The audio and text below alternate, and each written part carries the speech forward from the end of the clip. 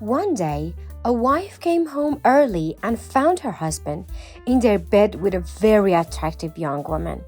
Naturally, she was very upset.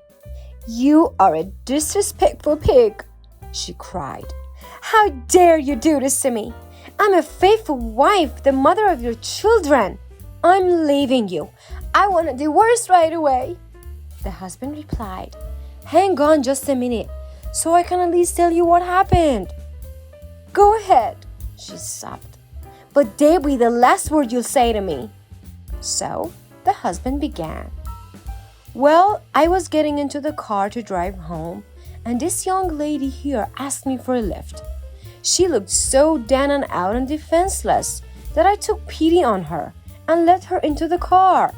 I noticed that she was very thin, not well dressed, and very dirty. She told me that she hadn't eaten for 3 days. So in my compassion, I brought her home and warmed up the enchiladas I made for you last night, the ones you wouldn't eat because you're afraid you'll put on weight. The poor thing devoured them in moments. Since she needed a good cleanup, I suggested a shower. And while she was doing that, I noticed her clothes were dirty and full of holes, so I threw them away. Then, as she needed clothes, I gave her the designer jeans that you have had for a few years, but don't wear them because you say they're too tight. I also gave her the underwear that was your anniversary present, which you don't wear because I don't have a good taste. I found a sexy blouse my sister gave for you for Christmas that you don't wear just to annoy her. I also donated those boots you bought at the expensive boutique and don't wear because someone at work has a pair the same."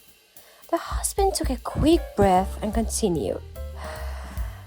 "She was so grateful for my understanding and help that as I walked her to the door, she turned to me with tears in her eyes and said, 'Do you have anything else that your wife doesn't use?'"